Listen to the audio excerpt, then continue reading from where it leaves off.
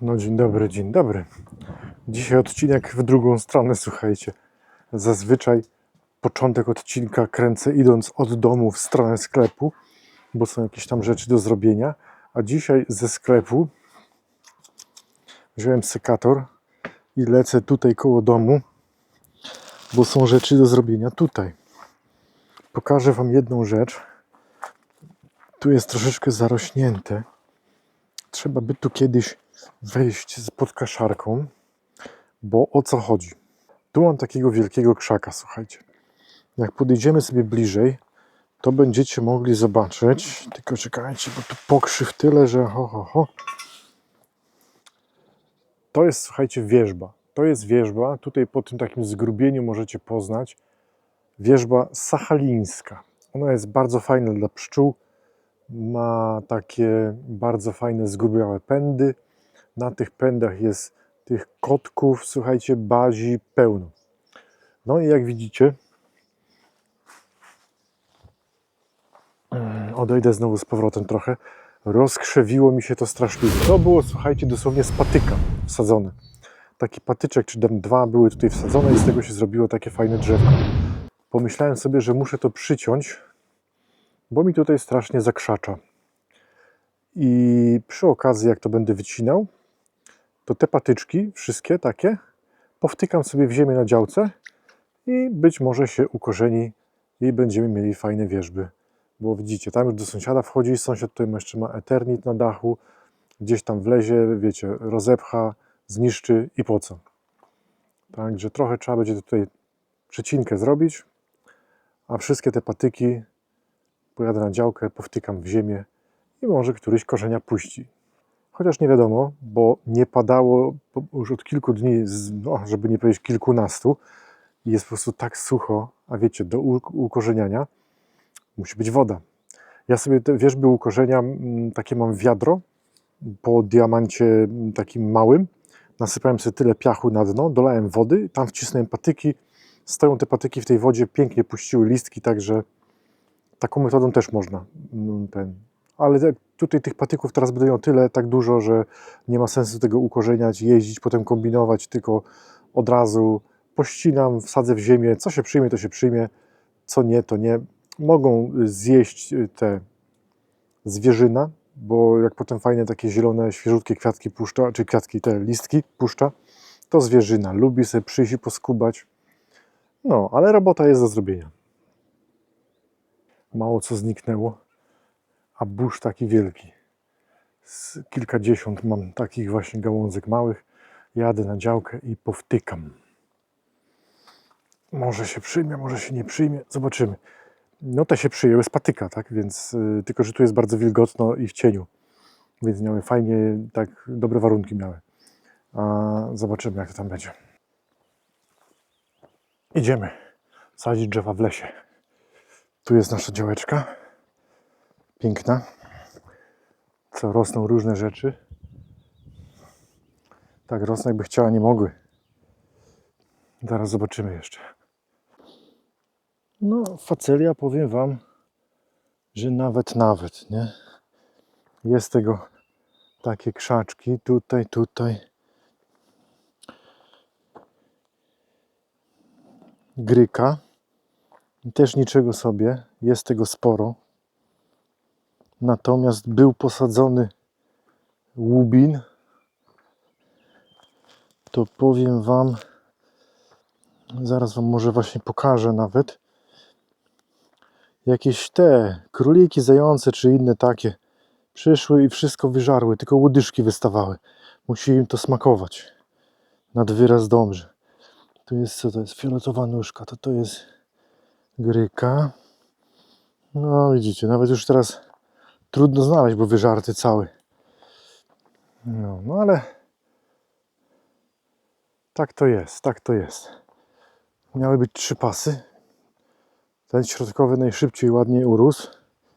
Tu facelia tak sobie. Biednie, no nie padało w ogóle. Zagarnięte to było tylko, wiecie, paletą taką drewnianą. No ale trudno. wiecie. I tak to jest pierwsza uprawa dopiero. Pierwszy raz w ogóle cokolwiek tu będzie rosło. Troszkę żeśmy doprowadzili ten grunt w ogóle do użytku, bo tu przecież były krzaki takie jak tu, nie? Albo takie jak tam. To i tak super fajnie, że coś tu jest. To jak nie w tym roku, to w przyszłym roku. Tak, a teraz idę na koniec działki i tam są takie mokradła, takie podmokłe tereny i tam będę to wciskał, bo tam jest szansa, że te wierzby się po prostu przyjmą, bo tam jest troszeczkę wody, tam jest troszeczkę wilgoci, więc zobaczymy, co z tego będzie. Nie wziąłem sobie statywu, ale chcę Wam pokazać, bo tak, kroję sobie to na takie ostre, nie? Nie złapię teraz oczywiście ostrości jak zwykle, jakbym chciał, to nie złapię. Robię sobie taki szpikulec i tym szpikulcem po prostu ziemia, słuchajcie, taka wyschnięta, że nie wiem, czy coś z tego będzie. Trochę weszło. No parę oczek to musi wejść, żeby było z czego korzenia zrobić. I na dobrą sprawę będę to wciskał tak koło siebie, powiedzmy po 2-3, nie? Bo i tak wątpię, żeby się wszystkie przyjęły, bo czuję, że jest po prostu sucho. Czuję, że jest sucho i nie wiem, czy w ogóle cokolwiek z tego będzie, bo tutaj powinny być mokradła. Powinny być mokradła poważnie. Tutaj jak żeśmy kiedyś chodzili, słuchajcie, to zawsze buty były mokre, nie? A dzisiaj to można normalnie przejść i cacy. I lecimy dalej. Wykorzystuję takie otwarte polanki, że tak powiem, pomiędzy drzewami, żeby tutaj powciskać, tak, że światło, żeby było. Ale słyszę, słuchajcie, już tu pszczoły buszują. Jest szpikulec taki mały i nie, tu nie wejdzie. Tu nie wejdzie, kurde. Za twarda ziemia. Właśnie widzicie, o. Właśnie o to chodzi, że jak tu było takie podmokłe tereny, to było fajnie, bo to wszystko tu się w miękką ziemię ładnie wbijałoby.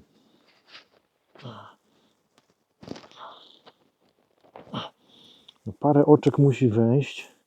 Może te liście oberwiemy jeszcze.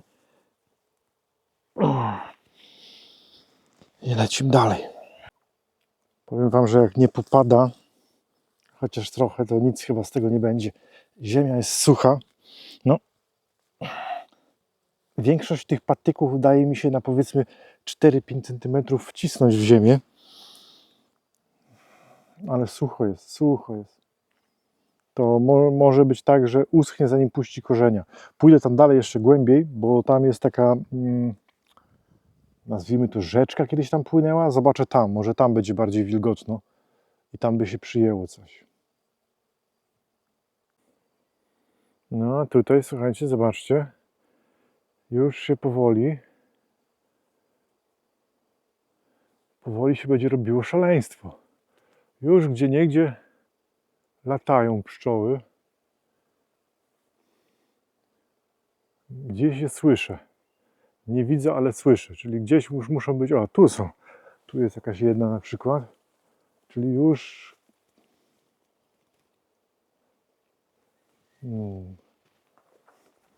Już się papu zaczęło. Widzicie, jaką czasami można znaleźć niespodziankę. Jestem pośrodku chaszczy. Takie chaszcze właśnie były mniej więcej u nas na działce wcześniej. Pośrodku po prostu chaszczy, a tu w środku chaszczy rośnie sobie kwiatuszek.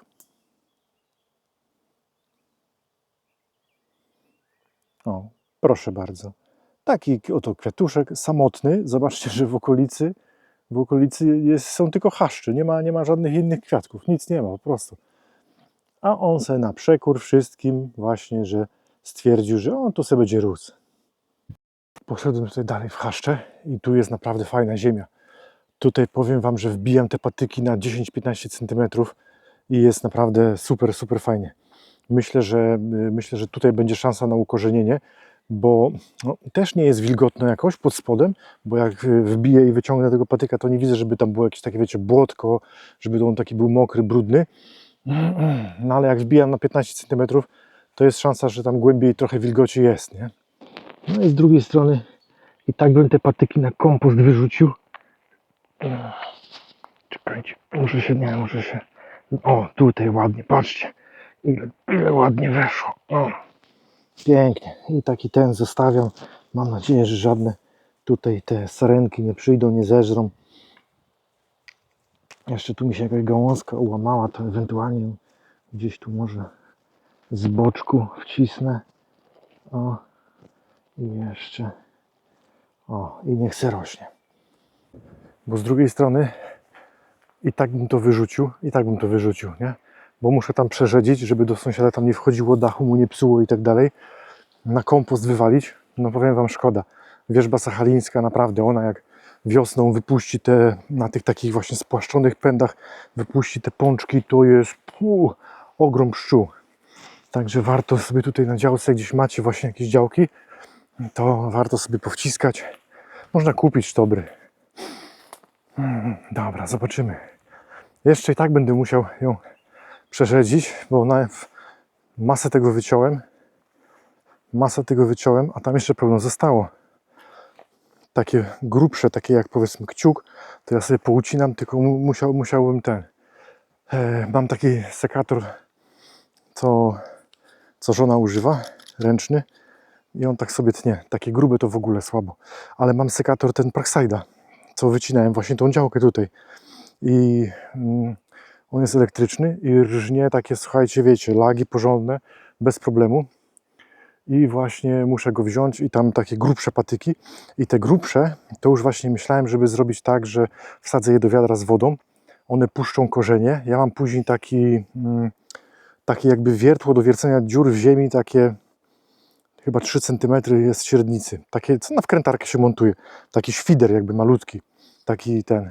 I tak myślę właśnie, że jak puści korzenie, świderek, korzeń już od razu z korzeniem zasypać to ziemią, nie? Taką, i to już szybciej pójdzie, nie? Bo jak już są korzonki na tym i my to ładnie tam zasadzimy gdzieś, to może będzie dobrze, bo to nie wiem, czy się przyjmie. Mam to z patyka, właśnie takiego samego patyka, więc jest szansa, że może coś z tego będzie. Co mi szkodzi powtykać patyków? Najwyżej się po prostu rozłożą w tym miejscu i będzie próchno, tak? Też na plus. Dobra, lecimy dalej.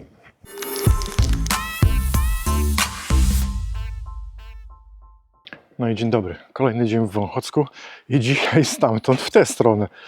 Dzisiaj jest taka robota do zrobienia. Słuchajcie, bardzo często pytacie mnie o te betony tutaj. Ja wam je zaraz pokażę, ale na razie muszę podjechać sobie samochodem tutaj bliżej, bo no, mam tych betonów tutaj trochę nawiezione. Muszę je poprzewozić po pasiekach, bo troszkę mi tutaj przeszkadzają, więc muszę tak, 9 na pewno wiem, że na jedną pasiekę muszę zawieźć, bo chciałbym zrobić tak, żeby na każdej pasiece było 50 stojaków.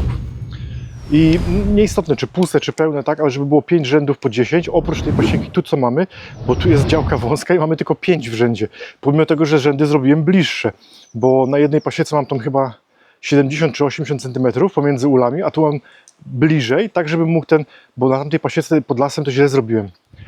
Za szeroko są te ule. I jak ściągam na przykład daszek czy powałkę, to mi jest niewygodnie, bo muszę zrobić krok w stronę tego bocznego ula, żeby to odłożyć, nie?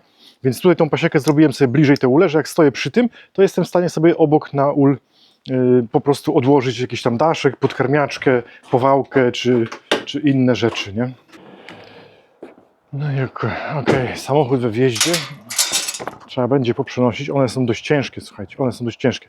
Pokażę wam, o co chodzi w tych stojakach, bo bardzo często się o nie pytacie, co to za stojaki, skąd ja je mam i w ogóle. Ja już 1000 razy mówiłem, słuchajcie, że to są stojaki od Burnata, robione pod ich ule, nie? Ale będzie jeszcze prawdopodobnie następne 1000 pytań po prostu, bo nie każdy ogląda wszystkie moje filmy. Ja wam pokażę, dlaczego to jest super rozwiązanie. Można kupić podobne rzeczy, to się nazywa jakiś tam przepust kablowy czy coś takiego, takie właśnie w kształcie litery U, natomiast to są specjalne stojaki od Burnatu. Zobaczcie, tu jest takie wyprofilowanie, nie? Jest taki ząbek, na każdej krawędzi zresztą są te ząbki, tam też są. I teraz najważniejsze, w tym wszystkim jest to,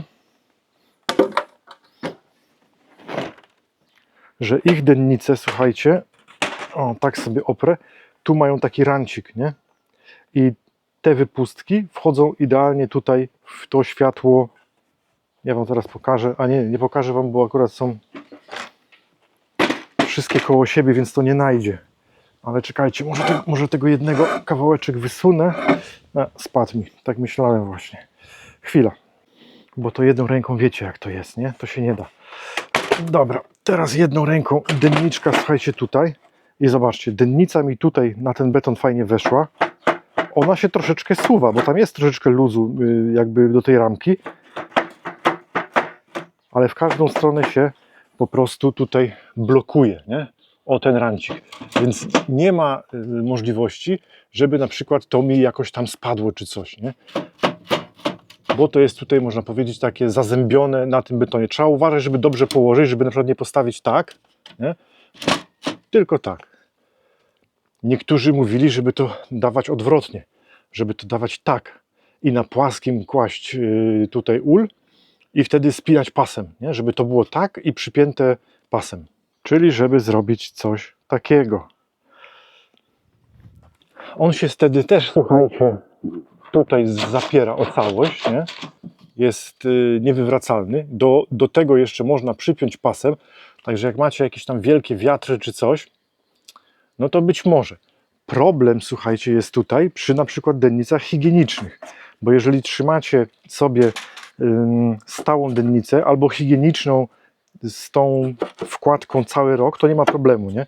Natomiast jeżeli wy, jak zwykle, że czekajcie, bo jedną ręką to się po prostu nie da pracować. Jak wy wyjmiecie sobie wkładkę i macie tutaj siatkę, tak jak teraz, nie? Bo jest gorąco czy tam coś, to zobaczcie, wszystkie odsklepy spadną pomiędzy dennicę a ten beton, nie? Lity beton. Pszczoły nie mają tutaj możliwości, żeby wejść, coś posprzątać, więc tu pod spodem odsklepy, resztki pyłku, resztki pszczół, nóżki, skrzydełka i tak dalej, wszystko będzie pleśniało i gniło, więc będzie problem. Wydaje mi się, że takie ustawienie byłoby dobre ze stałą dennicą, którą pszczoły po prostu same czyszczą, nie? A na higieniczną jednak obracanie tego w U. Ja wam powiem, że nie przywiązuję pasami, nie spinam pasami uli do betonów. One po prostu tak stoją na takim luźnym, postawionym betonie. Nie ma problemu, były wiatry. Niejednokrotnie się zdarzało, ale nigdy się nie zdarzyło, żeby się po prostu jakiś ul wywrócił czy coś, nie? To jest dość stabilne. Także muszę 9 takich betonów właśnie załadować sobie na samochód, pojechać na jedną pasiekę, bo tam wiem, że 9 brakuje. Wracając pojadę na drugą pasiekę, zobaczę ile tam jest. No a resztę wywieziemy chyba tutaj na tą trzecią. Jest chyba trochę za dużo, więc trzeba coś kombinować, żeby następną działkę kupić, następną pasiekę robić, bo za dużo betonów kupiłem. Ale po prostu, żeby się, wiecie, żeby się ten koszt transportu zwrócił, nie? Bo to są duże palety, są ciężkie palety, to prawie tona i to sporo kosztuje wysyłka, to po prostu brałem pełną, ile się da wsadzić, tam 20 chyba kilka sztuk wchodzi na jedną paletę, żeby wysłać.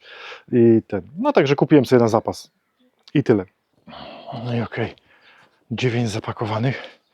Powiem wam, że zasapałem się, kurde, ciężkie te betony. Co do ceny, bo będziecie prawdopodobnie też pytać, zerknijcie na stronę Burnata, nie pamiętam, 40 chyba 4 czy 45 zł. Samochód zawalony, aż cały usiadł, ciężkie to jest i powiem wam, że ostatnio zastanawiam się nad tym, czy nie kupić sobie przyczepki. Bo ja wam już niejednokrotnie mówiłem, że jak wywozimy, to wypożyczamy przyczepkę, nie? Bo to wiecie, jest tam 2-3 razy do roku. Najpierw na rzepak, potem jakaś facelia, gryka czy coś tam, nie? To nie ma sensu kupować przyczepy. Znaczy mam tą taką, co ulę zostawiam, nie? A wypożyczamy taką z plandeką, bo tam czasami trzeba takie jeszcze te kantówki 8x8, żeby się wystawić gdzieś tam na przykład, żeby postawić sobie ulę i tak dalej, nie? Ale powiem wam, że teraz jak się zrobiło, tutaj już w samym Wąchocku mamy 4 pasieki, to nawet między pasiekami, choćby pokarm, takie rzeczy, no wiesz, Land Rover daje rady, nie? Ale on jest dość mały. Ule na przykład takie zwykłe, duże, to mi wchodzą 4. Bo się zmieszczą 4, można by je spiętrować do góry, ale niestety się nie mieszczą, bo daszek jest za wysoki, więc jak zdejmę daszek na przykład, to mi się ul zmieści. No tylko jak zdejmę daszek, to wszystkie pszczoły mam tu w samochodzie, nie? Musiałbym kombinować z jakąś, wiecie, choćby, żeby to folią nakryć. Ja nie używam powałek i tu mam problem, bo ja mam powałkę podkarmiaczki, która też jest wysoka.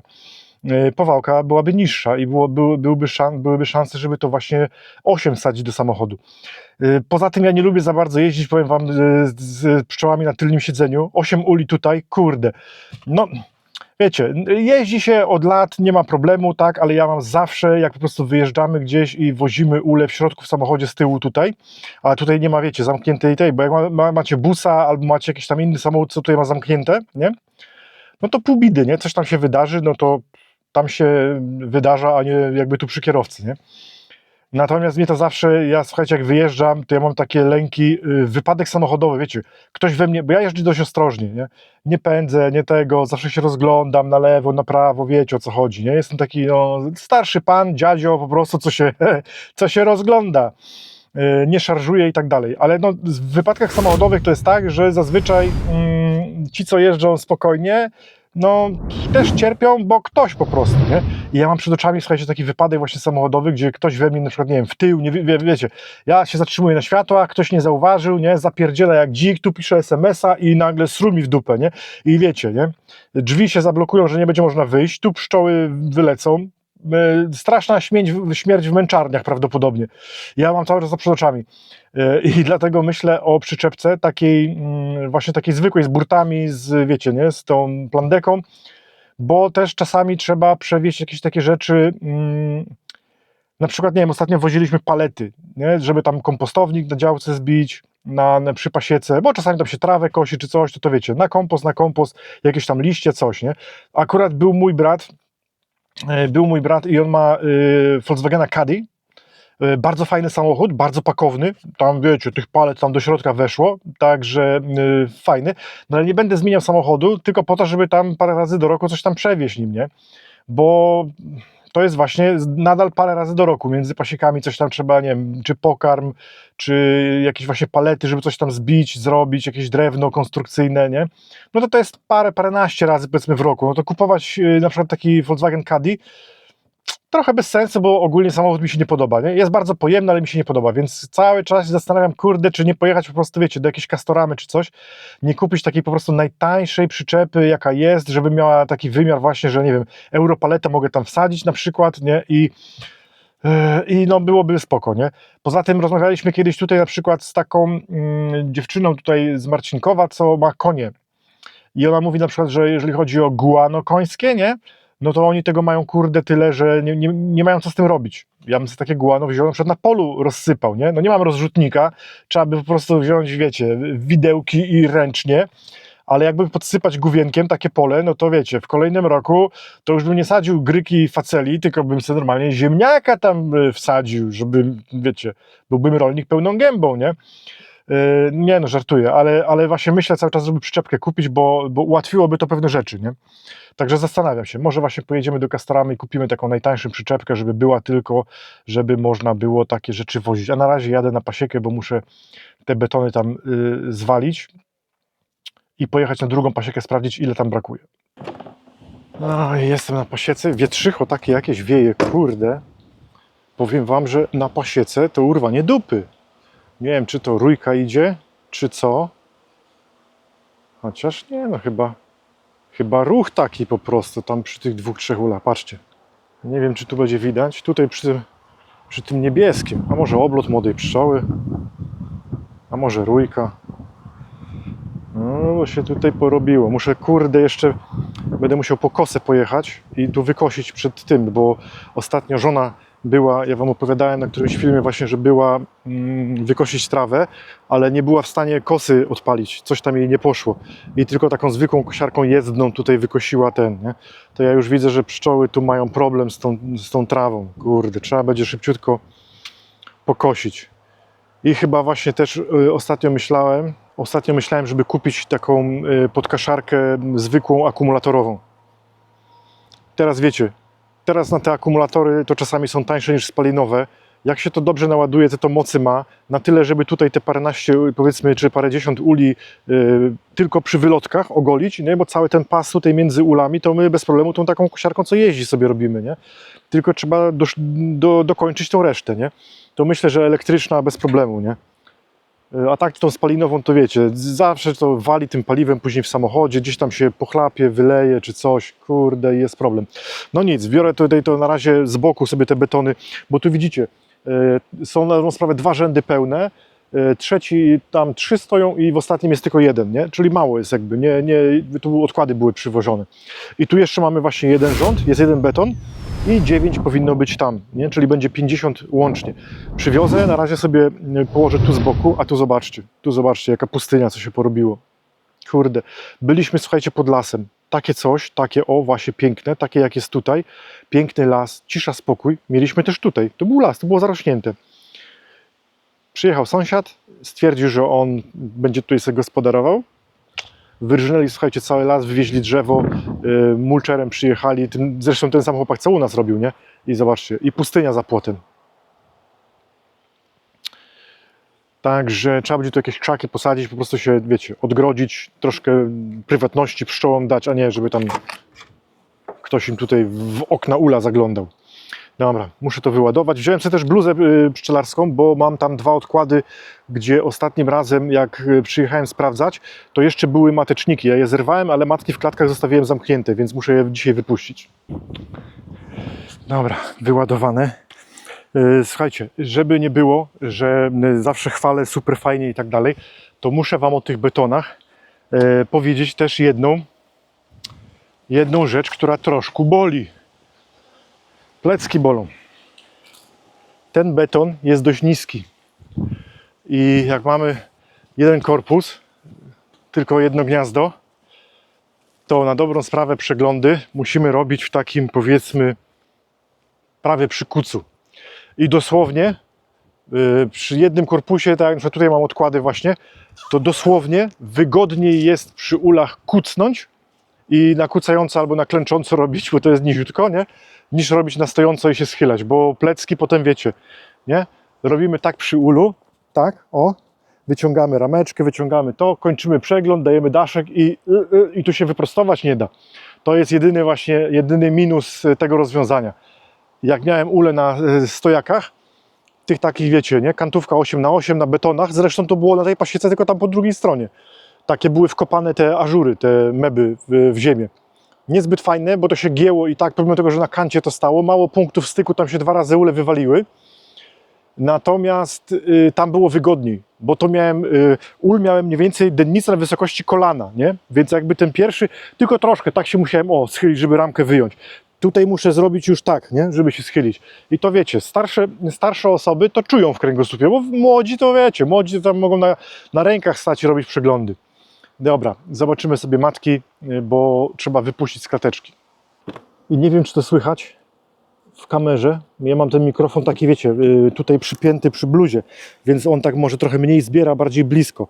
Niestety zrobili nam tu niedaleko, no tam 500-800 metrów, może więcej, obwodnicę i cały czas słychać taki, wiecie, szum tych samochodów. Było pięknie. Dobra, co my tu mamy?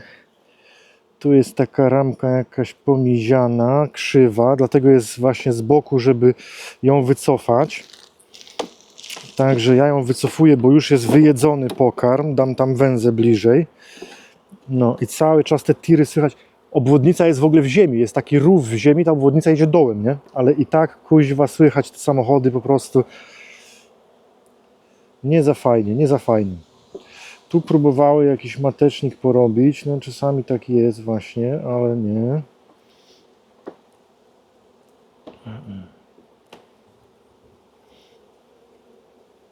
Nie mam podkurzacza, a jak zwykle jest wiaterek jest.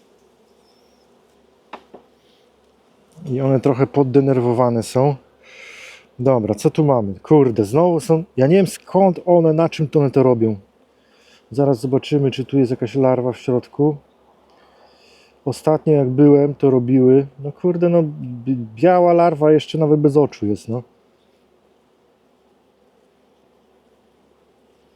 Znaczy bez ciemnych oczu, nie, że bez oczu w ogóle, nie? Kurde, no i co? No i znowu będę musiał przyjechać jutro, pojutrze. Chyba, żeby spróbować jednak dzisiaj matkę wypuścić i zobaczyć. Ja bardzo nie lubię właśnie wypuszczać matek w momencie, kiedy niszczę mateczniki, bo ja mam cały czas wrażenie, że one po prostu ten feromon z matecznika jeszcze czują. I one tę matkę nadal będą traktować jako po prostu, wiecie, nie swoją, obcą i będą próbowały. Tu kurde, patrzcie jak próbują. To wam pokażę z bliska, bo warto. Zobaczcie jak próbują matecznik z boku ukryć, nie? Spryciulki. Tu niby podłączona ramka, nie? Do ramki, do bocznej tej.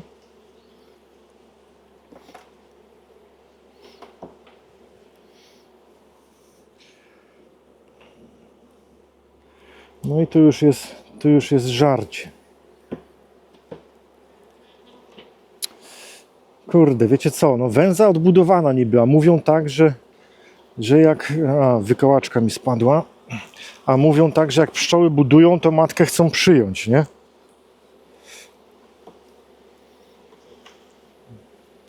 Kurde, nie za bardzo mam czas i jeździć.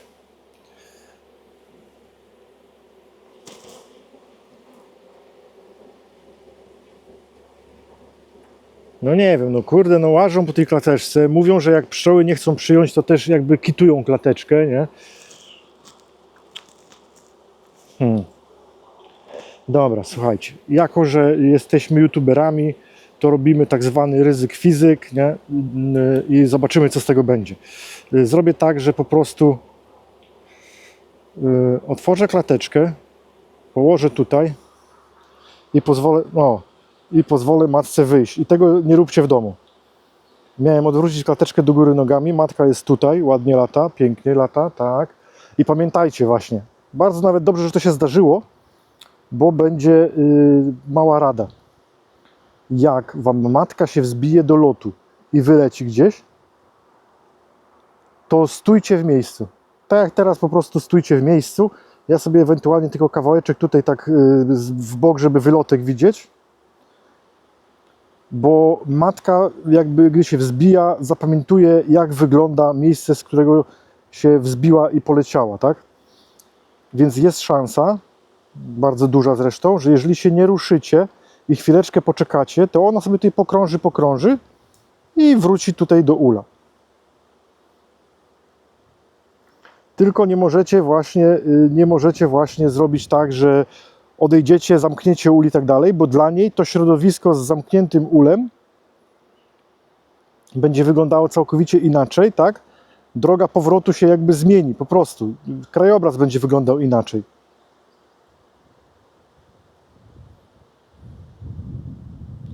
Także na spokojnie stoimy.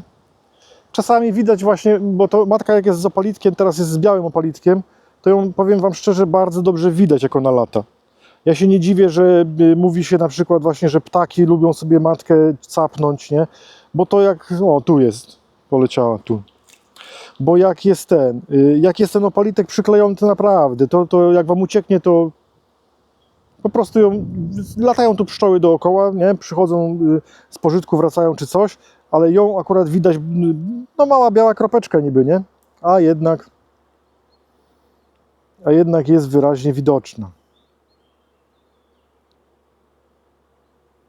Także na spokojnie, słuchajcie, to może chwilę potrwać, to też, wiecie, no, nie bierzcie, się nie denerwujcie, do głowy nie bierzcie. Spokojnie, trzeba chwilę poczekać i tak jak mówię, nie zamykać, zostawić tak jak wszystko jak jest, po prostu żeby zostało, nie? Stójcie w tym samym miejscu, bo dla niej jakby to, jak ona zobaczyła świat wzbijając się do lotu, jest ważne, żeby wiedzieć potem, gdzie ma wylądować, nie?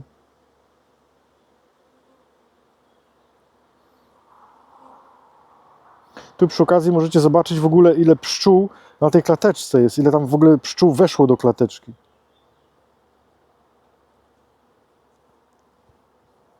No lata, co chwilę ją gdzieś tu widzę właśnie, że przelatuje, ale kurde, no nie chcę usiąść.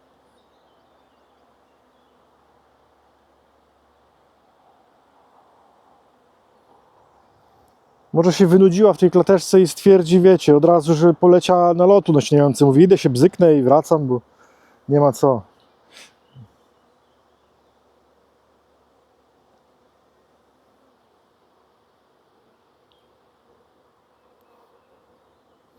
No usiądź, wracaj do ula, bo tak latasz i latasz, no cały czas ją tutaj widzę, lata dookoła. Może nauczyła się latać, ale nie nauczyła się lądować, wiecie jak to jest, nie?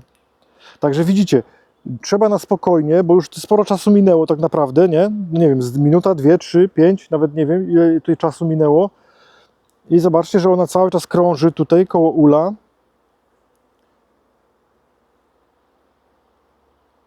I nie ląduje, więc trzeba na spokojnie. Bo mówię, jak się zamknie ul i jej się zmieni krajobraz, to dla niej to będzie całkowicie inne miejsce. No wiecie tak, jak to jest. To mniej więcej tak jest, jak się wraca do na przykład swojej miejscowości, gdzie się człowiek urodził. Ja na przykład czasami jeżdżę do Gliwic, muszę tam rzeczy pozałatwiać i jak tam czasami pojadę po prostu, to wiecie, w ogóle miasta nie poznaję. Tak się pozmieniało, że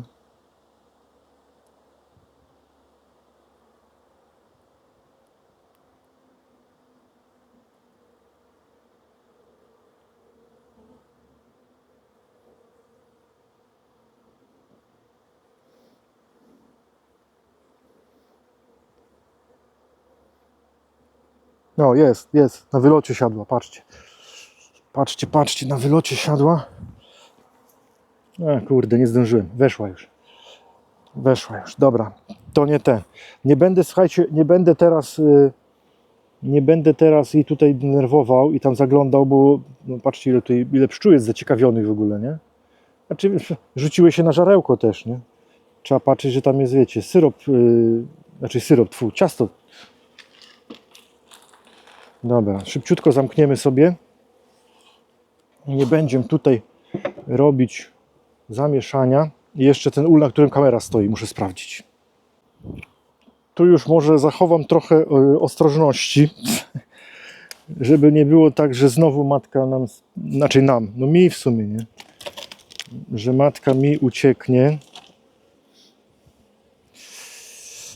Czekajcie, bo muszę tak stanąć, żebyście widzieli co i jak. Pierwsza węza jest odbudowana, ale zobaczcie, to jest taka odbudowana właśnie poprzez zgryzienie wosku ze starych ramek. Ciemny, brązowy, taki, nie są to, i właśnie to widzicie, nie? To co wam mówię, że wygodniej czasami jest sobie kucnąć przy ulu, kurczę, i robić na kucaka. Dobra, matka w klateczce, żywa całkiem. Nic jej się nie stało przez te parę dni, które tutaj była. No, czerw się cały już wygryzł z tego odkładu, co był robiony.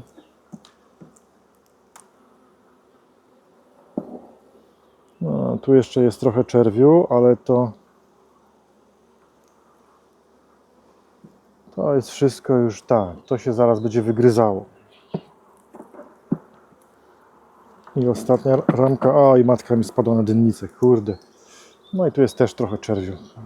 Ale nie ma żadnych mateczników, nie ma nic, także tutaj, słuchajcie, załatwimy to. No to po prostu wiecie jak jest, nie? Załatwimy to po staropolsku. Wyłamujemy po prostu zabezpieczenie i wieszam matkę z powrotem, niech ją pszczoły samą sobie wyciągną.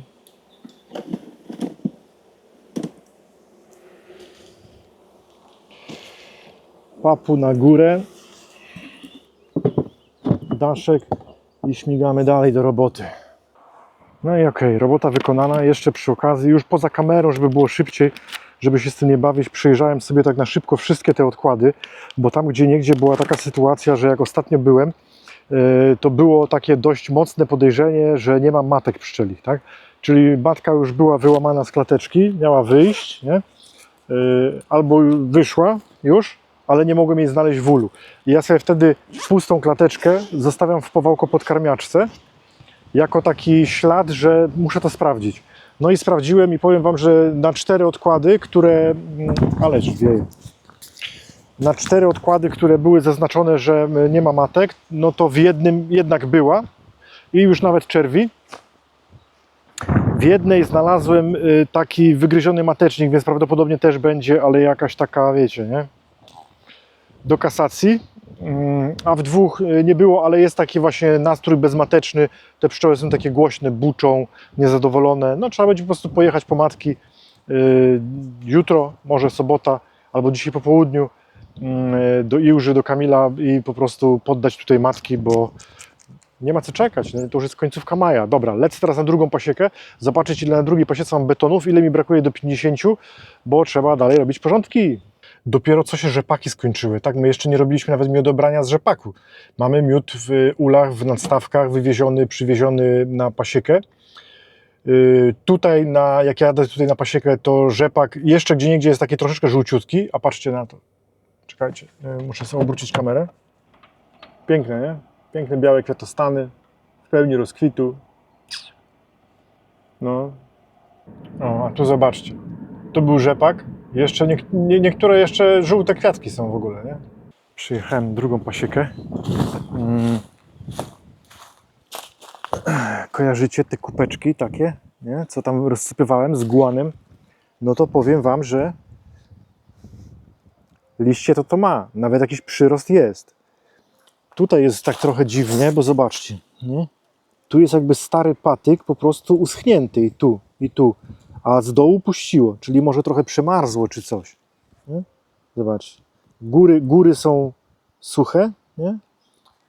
A z dołu puściło liścia. Może coś z tego będzie, mam nadzieję. Tutaj to, słuchajcie, w ogóle. Raz, 2, 3, 4, 5, 6, 7, 8, 9, 10. Tutaj to w ogóle są 3 rzędy tylko. Mało uli, bo tutaj dopiero będę przywoził. Jak będę robił odkłady właśnie z tych rodzin, które są porzepakowe, to będę robił odkłady i tutaj będą przywożone. To tu jest 30. 20 tutaj, czyli prawie cała paleta to wchodzi. Czyli można powiedzieć, że pozbędę się wszystkich betonów. Tu będę musiał zrobić ze 3 kursy, bo jednak samochód mi siada dość mocno, więc tak może po 7 zrobię, nie? 20 do przewiezienia to będzie 7, 7, 6 i sprawa załatwiona.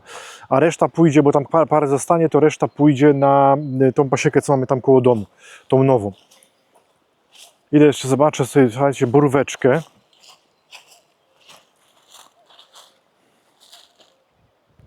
Kwiatuszek jest. Powiem wam, że tak. To są te boróweczki, co je przesadzaliśmy z tamtej działki, którą mieliśmy na wynajem, dzierżawę, i nam wtedy kazali, co ja byłem w szpitalu, nie przedłużyłem umowy dzierżawy i kazali nam spieprzać. Powiedzieli: spieprzaj dziadu z naszej działki. Ale się okazało, że dogadaliśmy się z panem burmistrzem, wyjaśniliśmy co i jak. No po prostu byłem w szpitalu i wiecie, inne rzeczy człowiek miał na głowie, a nie tam jakieś umowy podpisywane, nie? Ale to są krzaki, które myśleliśmy, że nas wywalą po prostu z działek i wykopaliśmy je i wsadziliśmy tutaj. Ale widzę, że przyjęły się wszystkie. Z jakością i ilością owoców to może być gorzej. No ale okej, nie jest źle. Dobra, jadę do domu, wiem, że muszę tutaj przywieźć 20. Pszczoły latają. No, jest całkiem nieźle. A nie, jeszcze nie jadę do domu, słuchajcie. Bo prawdopodobnie część z was kojarzy, że tu jest to oczko wodne. Jest bardzo sucho w tym roku. Bardzo sucho, bardzo mało wody. Bardzo jest, wiecie, nie? Niefajnie jest bardzo. Ale idę zobaczyć, czy w ogóle pszczoły mają co pić. Idę. A, słuchajcie, jest nasza kawka, nasze kakałko, nie wiem jak to nazwać. Bo tu bajorko jest takie. I nie chce się w ogóle wyklarować ta woda. Stoi taka i tyle. O, i patyczek nawet do niej wpadł. Trochę ostatnio tutaj pan koparkowy tak zrobił, takie bardziej okrągłe, bo kojarzycie, to było takie tylko, nie? Koparą. Trochę tak to tam porobił, żeby ładniej wyglądało. No wody jest, wiecie, pszczoły tyle nie wypiją i tak, także nie jest źle. A dzięki temu ja nie muszę latać z jakimiś butelkami, wiadrami, beczkami, kombinować, czy to kapie, czy się zatkało, czy nie kapie i tak dalej, nie? Poidło fajna rzecz, a tu mają taki, wiecie, taki bufet po prostu, nie? Stołówkę studencką mają tam. Szkoda, że to się nie klaruje, że taka brudna ta woda, ale im to nie przeszkadza. Im to nie przeszkadza. Tutaj też trzeba by przyjechać i wykosić, bo tam już jakieś takie habazie, jakieś kruszyny chyba odrastają. Ale powiem wam, że tutaj nie ma obwodnicy i tu jest o wiele fajniej. Cisza, spokój, wiaterek szumi, kukułkę słychać w oddali. Tu jest ładnie, tu jest fajnie. Znowu droga od domu do sklepu. Ale mam, słuchajcie, ogłoszenie, kurde, ciemno, czekajcie, niech złapie kamera. Znowu mi się lampy poprzepalały, tylko tam i tutaj jedna została, co świeci. Masakra z tymi lampami jest po prostu. Ja nie wiem, jest jakiś elektryk na sali, bo one po prostu kończą żywot dlatego, że są po prostu takie tanie i spieprzone, czy kończą żywot na przykład dlatego, że coś jest z moją instalacją nie tak? Nie wiem, może coś tam z fazą nie taką jest. Słuchajcie, bo mam ogłoszenie. Robię porządki w sklepie i znalazłem chwytaki do ramek. Kto używa chwytaki do ramek, to będzie przecena. Sklep pszczelarski w Wąchocku 27-215.pl. Słuchajcie, będzie przecena, bo się takie rzeczy porobiły. One były w takim miejscu, gdzie było trochę wilgotno. Nie? O, widzicie? Trochę wilgoci załapały i się okazało, że śrubki są zwykłe. Więc ja sobie tutaj policzę co, ile, po co, na co. I wam... No, widzicie? Tu, nie? I wam tanio, słuchajcie, to wystawię. Będzie można tanio kupić. Tu mam też takie troszkę inne.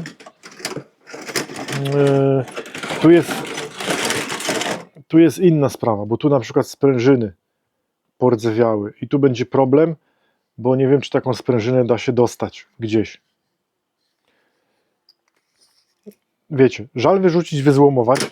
Parę złotych to jednak jest nadal warte, bo gdyby sprężynkę wymienić, to chwytak jest całkiem spoko. Tutaj wystarczy śrubę wymienić, także w tych akurat nie ma problemu, bo taką śrubkę, słuchajcie, to sobie kupicie normalnie w jakimś tam sklepie budowlanym, w Castorami, Brico i tak dalej, nie? Muszę się tego pozbyć, bo mi po prostu leży i wiecie, o co chodzi, nie? Lampy muszę nowe kupić. I tak właśnie, widzicie, mówiłem wcześniej o przyczepce, że muszę do Castoramy pojechać jakąś przyczepkę kupić, bo Castoramy mam w sumie najbliżej i te spalone lampy chyba właśnie dają znać, że że trzeba do budowlanego jechać, kupić jeszcze lampy, takie właśnie jakieś LEDowe czy coś i nie wiem czemu, po tej stronie się kurde wszystkie 4 spaliły, tam są 2 i świecą obydwie, czy już też się spaliła? Nie, już też się jedna spaliła. Kurde, nie wiem co to się dzieje z tymi, powiem wam, lampami. Świeciły na dobrą sprawę przez... Ile mam ten sklep? Rok już, nie? Świeciły przez rok, nie było problemu. Teraz jak się popaliły, to wszystkie naraz. Dlatego właśnie myślę, czy to nie jest wina coś tutaj z prądem. Za słaby, za mocny, za wysokie napięcie, za niskie, iskrzy, coś tam wiecie, nie? Te fazy tam przestawione są, cholera wie. Za bardzo się nie znam, także jak ktoś tam się zna, to dajcie znać. Bo ja mówię. To aż dziwne, że po prostu wszystkie się naraz popaliły. Tak no w przeciągu 3 może tygodni, najpierw jedna, potem druga, parę dni później następna. Może kurde, trzeba by jakiegoś elektryka, żeby tu przejrzał te wszystkie kable, nie? To wiecie, różnie bywa.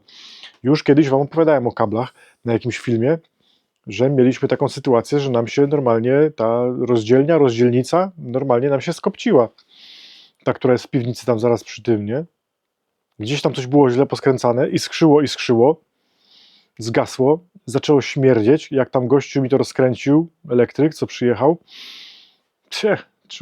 Człowieki, po prostu tam plastik płynął, nie? Także niebezpiecznie. Może to też właśnie jest znak, że się lampy palą, bo coś z prądem jest nie tak. Może trzeba będzie właśnie elektryka zawołać, żeby to wszystko posprawdzał, pomierzył, jakiś taki, wiecie, zrobił check. No, a tak jak mówię, mamy jeszcze, ja wam chcę przypomnieć, bo kto nie pamięta, to chcę wam przypomnieć, że właśnie na 27215.pl mamy również też rękawice takie w drugiej klasie, słuchajcie, którym, to będzie widać, zbrązowiały tak trochę rękawy. I mam tylko 9, L-kę, gdyby ktoś chciał, ale taniutko. Sprzedam Opla. Dobra, biorę się za jakąś robotę. No, okularki na nosie, czyli co? Czyli gdzieś jedziemy. Zabieram was, słuchajcie, na zakupy. Powiem wam tak, nie wiedziałem, czy tą przyczepę kupować, czy nie kupować. Takie wiecie, są za i przeciw, nie? Przyczepa to jednak, powiedzmy tam, 2700, 2800 z tego co poczułem w Castoramie, taka najmniejsza, nie? Bo tam jakieś Obi, te Leroye to mam bardzo daleko w Kielcach, nie chce mi się szczerze powiedziawszy, nie? Oceny, no jedne są dobre, gościu tam pisał, że przewiózł całą paletę cementu, inny pisał, że tam piachu nawiózł 2 tony i że działało, inni piszą, że burty się same wygięły, wiecie, pod naporem powietrza, więc trudno jakby z tego coś wybrać. Natomiast ja też nie potrzebuję jakichś cudów, nie? Ja rozumiem, że ludzie po prostu są tacy właśnie, że próbują tam 2 tony bloczków betonowych przewieźć i się potem dziwią, że im się powyginało, nie? Ja potrzebuję ule przewieźć, ewentualnie właśnie od, tak jak mówiłem wcześniej, od znajomych, co mają stadniny, jakieś guano, to wszystko jest, wiecie, lekkie, nie? I takie, wiecie, są za i ten, nie? Dużo pieniędzy, będzie to stało. Znaczy teraz jak już mamy te 3 pasieki, to podejrzewam, że będzie o wiele częściej używane niż jakby wcześniej, nie? Teraz już by się przydało. Ale dalej, kurde, jest to jednak spory wydatek, nie? To jest taka przyczepa dyskusyjna. No ale i mówię tak, może pojedziemy, może nie pojedziemy, może kupię, może nie kupię, ale żona mówi tak, słuchaj, musimy pojechać do Skarżyska, bo miała taką sytuację, że w zeszłym roku kupowaliśmy buty, te buty się jej uszkodziły, złożyliśmy reklamację w Deichmannie, uznali tą reklamację, że rzeczywiście tam była wada produktu, po prostu była źle sklejona podeszwa była, nie, i odpadła. Więc uznali to, ale z racji tego, że nie było już tego modelu butów konkretnego na stanie, to nie mogła sobie takich samych wziąć i dostała talon na balon, nie? Czyli po prostu, wiecie, dostała kupon do wykorzystania w sklepie, że może sobie inne buty kupić. No ale myśmy wtedy już kupili inne buty, bo to tam ta reklamacja trwała chyba prawie miesiąc, 3 tygodnie, nie miała w czym chodzić, nie? To kupiliśmy drugie buty, więc stwierdziła, że bez sensu wykorzystywać wtedy ten talon na buty zimowe, bo buty zimowe już ma kupione. No i mówili właśnie dzisiaj, nie? Chodź, pojedziemy do Skarżyska, bo może te buty w Deichmannie byśmy kupili, czy coś, nie? I ja nie wiem, czy ona po prostu mnie podsłuchuje, o czym ja gadam, czy to po prostu taki znak od losu właśnie, że skoro Skarżysko i mamy tam Castoramę zaraz obok Deichmana dosłownie, nie? To może po prostu trzeba pojechać i kupić tę przyczepę i tyle, nie? Także zabieram was na zakupy. No i co? Jesteśmy w Castoramie, jak widać. Pełno różnych, słuchajcie, rzeczy. Ja idę tutaj na wzgórze. Niebo piękne, nie? Kurde, niebo piękne, ładne takie. 2,5 metra na 126 za 4,5 tysiąca. Nie potrzebuję takiej dużej, na dobrą sprawę.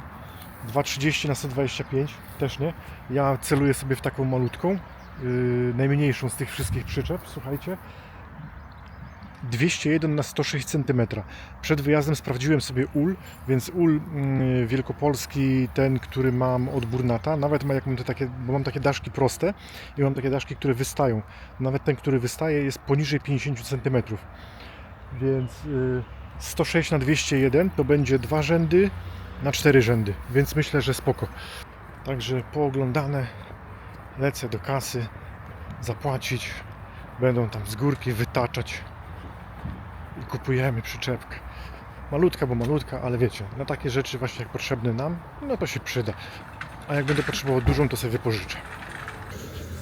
Szedłem tam do kasy, tej co jest bliżej przyczepek, a się okazało, że trzeba iść do głównej tutaj gadać, więc lecę. No i co? Nie ma przyczepki. To znaczy przyczepka jest kupiona, ale jej nie ma, bo ja nie pomyślałem w ogóle, słuchajcie, nie wiem, odłączyło mi mózg w ogóle. Ja nie pomyślałem, że przecież zarejestrowaną przyczepkę trzeba mieć, nie? Żeby jeździć, trzeba mieć blachy, tablice i tak dalej. I nie wiem, ja po prostu się tak spultałem, że jak kupujecie normalnie na przykład auto, nie? Od kogoś, albo z autokomisu, albo coś, to macie umowę i są te tablice od starego tego właściciela, nie? Że można normalnie kupić sobie w autokomisie i wyjechać, nie? Na drogę. A przecież przyczepka nie ma poprzedniego właściciela i nie jest zarejestrowana w ogóle i trzeba ją po prostu zarejestrować. Także zapłaciliśmy, dostaliśmy papiery, muszę jechać do urzędu zarejestrować i dopiero jak ją zarejestruję i będę miał blachy, to będę mógł ją odebrać. Ale ciemno tu się zrobiło. Czekajcie, wyjdę jakoś tak, żeby mi troszeczkę oświetliło. Także no, ale już przynajmniej będzie. Oglądaliśmy ją, fajna, zmieści się 8 uli, jak spiętrujemy, to się zmieści 16, także myślę, że będzie super fajna. Będę mógł te betony już powywozić normalnie przyczepką później i jakieś takie palety, na przykład mam takie palety, chciałem zrobić sobie takie, wiecie, z palet właśnie siedzenie, stoliczek, bo mam tych palet sporo na podwórku i tak niszczę ją bez sensu, a tam na działeczce przy pasiece, na przykład właśnie w ciszy i spokoju, jak pojedziemy sobie na pasiekę, to będzie można sobie usiąść i poodpoczywać w lesie. Także co, na dzisiaj dzisiaj koniec, bo już chyba dużo materiału nagrałem, nawet nie wiem, bo kamera mi nie pokazuje, ile jest łącznie, ale myślę, że znowu koło godziny będzie, także mam nadzieję, że się przyjemnie oglądało i co? No i do zobaczenia w kolejnym odcinku Pszczelego Vloga.